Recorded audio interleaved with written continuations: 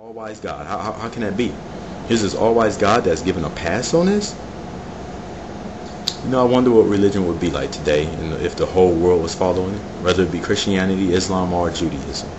And these various things, like, say, for instance, slavery being found to be okay.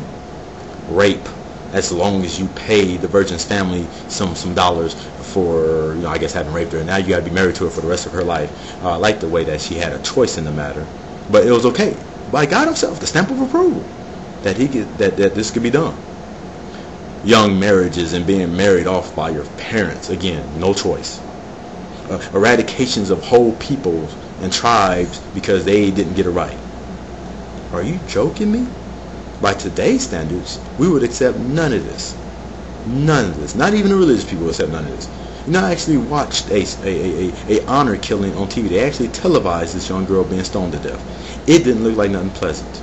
And I gotta ask, are all wise, all loving, all moral, just God actually approved this as a method of death at one time? Wow. Even humans today, even the people that follow these religions today, would say, no, that's a little too much. And I'm trying to figure that out. How can that be? How can it be that people today, even religious people, would no way defend raping somebody as long as they were a virgin, as long as you paid the family money, stoning somebody to death for not getting it right and not following under religion, slavery, and all these other crazy things, eradicating the nation because it's not following God? Would any religious person today justify these things and do these things today? Now, we know extremists do it, but I'm talking about you normal people, you moderates, whether it be Christians, Jews, or Islam. Would you actually say this is correct today? And if not, how is that so that God thought it was fine, but even we humans, find it utterly objectionable? Folks, I think what you're witnessing today is not only a backwards rationale by today's standards of the very things taking place in these books, but also a God, whether it be Allah, whether it be Yahweh, Jehovah, whoever you want to call him. You're witnessing various gods who were clearly made by man and not vice versa. How can you tell? Because look at how limited the supposed all-knowing, all-powerful, all-eternal God was in reference to these texts. If you read these texts, you find a God that was limited to that time frame, which just so happily matched up to the mindset and the mentality and rationale and knowledge of the people of that time, these tribal individuals, these folks in these ancient bronze civilizations. And you notice the God matches up with their way of thinking. Oh, stone somebody because they don't want to get right underneath this religion. Oh yeah, go ahead and rape somebody. It's okay. No problem. As long as the victim's family is paid. Things that by today's society we would find very barbaric and very objectionable. And that's my question. Why does these various gods seem to be limited inside the realm of the text and the time frame that the people who wrote it had? Why does he seem to be limited? Why is he not wise to understand that by today's standards these things will be looked at as very barbaric? You would think that he wouldn't have his people doing these things if he's almighty, all holy, all powerful, all living, all eternal God. So why is he limited to the way that these tribal people would have thought at that time? And that's my question. Have it easy. Now I'm going to move on to something else that was brought up in that video as well, and that was this whole thing of issue of respect. And I gotta say, I can give a limited amount of, I guess you could say, quote unquote respect, however you define that, to these various religions. For instance, I noticed that, lately there had been this Bash Islam Week, whatever that was supposed to mean.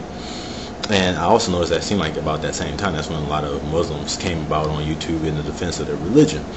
And, many people got caught up in various subjects regarding Islam, whether it be women's garbs and them being oppressed, the fact that they wear these veils and whatever else you call them, the whole gown deal, and then the fact that they have extremists that are out there that are trying to, destroy civilizations and all this other stuff, and terrorism, and et cetera, et cetera. And, and then you have certain people that took certain actions, so as far as, wanting to flush Korans down the toilets and smear feces on it, whatever else you have. I don't know all the videos that took place out there in accordance with this Bash Islam Week. I tell you what, it's something that I definitely did not take part in. I mean, for me, I don't give no undue respect to Islam or any other religion for that matter. But going as far as to start smearing feces on any of their books, I'm not going to waste my dollars nor my time doing it. I feel it's pointless. I'm not going to flush any of their books down the toilets. I'm not going to even light one on fire, because to me, that has nothing to do with anything. And I'm not going to bother. I feel like trying to hit on these points about women and what they wear and whether it's oppressive or not in the religion of Islam is no different than trying to take on Christianity and some of its weird doctrines and trying to deal with that and the extremists they have in their camp, and as well as Judaism and the Zionists and all that stuff. Because in the end, all you're going to do is get moderates who are going to say, well, they're not representing this religion correctly. And then you're going to get people that are more moderate than those moderates that say, well, they're not representing this religion correctly. And then you're going to get the extremists that are going to say, well, they don't represent the religion correctly because they're compromised. So there's really no point, because you're not going to go nowhere. I mean, everybody's going to say something different. Everybody's going to interpret the way the religion should be displayed to the world differently. So I don't even want to get into those points. I really get into the points about religion in general. And it's pretty crazy. For me, I believe as atheists we should focus on the problems of religion in general that can't be excused. The various issues that are there. Blatant disrespect. Look, I don't know. I mean, I don't see it as worthy. I'm not going to be sitting there talking something, well, fuck Islam or anything like that. Why bother? To me, I want to deal with points. I want to argue points. I want to argue the various problems I see in religion, and not go on off to that, because really emotional warfare gets nowhere. Emotional warfare or emotional actions really get nowhere. All it does is causes emotional reactions on the other end, and people get them pointing back and forth to each other, which it's really pointless. Because what happens is you get these religious people that point at certain atheists and say, well, look at how he wipes feces on our book, or how he blatantly disrespects us, and this, that, and or how he's bigoted. And they make the mistake that is also made on our end sometimes, I'll have to admit too, by pointing to certain extremists and saying that represents the whole. So just because there's a handful of atheists that may smear feces on books and burn them or flush them down toilets or say fuck you or give a religion a middle finger, doesn't mean that all atheists do that. I'm one myself, and you're not going to find me doing that. I'm going to sit here and want to deal with speaking about various points regarding religion and why I don't believe in it, and why I don't think it's of any good, and why I think it's not of any truth. But like I said, it takes place on both sides. I'm not going to try to point out to certain Christians or certain Muslims or Jews and then say, well, see, I'm going to pick this extremist here, this one that's doing insane things that even some people in his own religion would disagree with, and then use that as an example to why I feel religion's messed up. No, I just want to get to certain points that don't have nothing to do with the extremists. And I feel that that's what I would take my time doing. So as far as respect, yeah, I would give limited respect, I guess you could say, regarding this issue of respect and religion.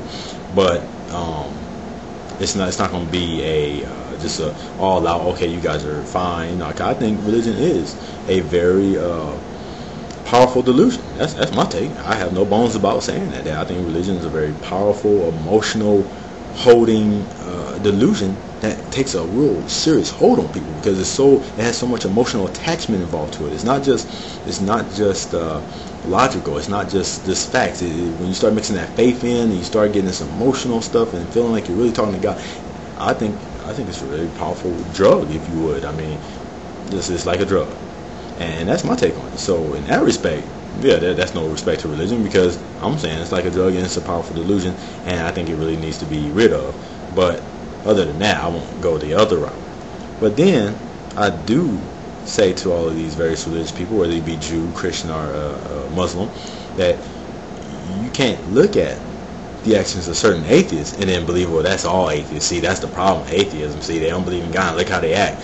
Look at how they do all these extreme things and how they make these real rude and terrible, objectionable remarks and different things and comments toward us. You just can't do that. Everybody's different. Everybody's going to choose their own way of dealing with a subject. So if there are some out there that are, cursing Jews and Muslims out, or saying this and that about them, what can you do? It's just the way it is. It happens both ways.